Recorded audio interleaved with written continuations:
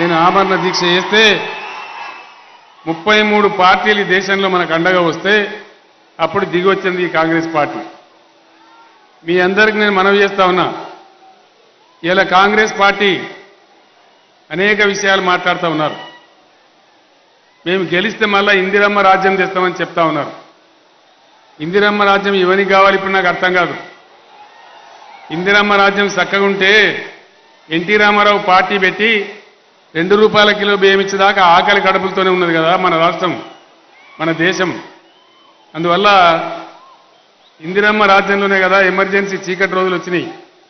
ఇందిరమ్మ రాజ్యంలోనే కదా అనేక ఎన్కౌంటర్లు జరిగి రక్తపాతం జరిగింది.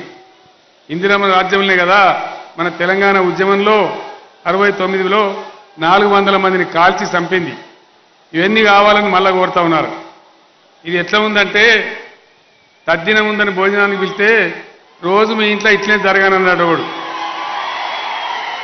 ఇప్పుడు ఆ కాంగ్రెస్ గెలిచేది లేదు, నా సచ్చేది లేదు, కానీ గెలిస్తే మటుకు ఇందిరమ్మ రాజ్యం తెస్తామని మాట్లాడుతూ ఉన్నారు.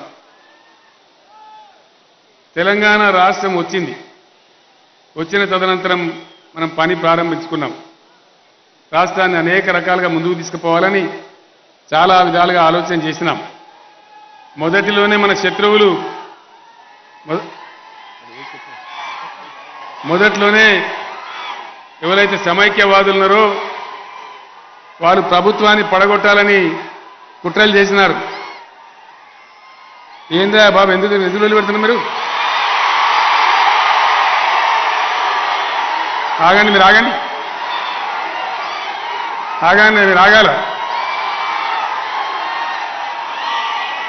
వాళ్ళని ఆగమంటే మీరు లొలిపెట్టద్దు కదా.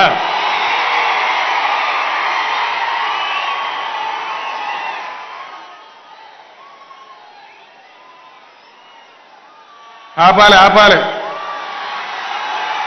మీటింగ్ తర్వాత చెప్పుకుందాం, ఆగాల. మీరు ఆపాలి, ఆపాలి, ఆపన్నా బాబు.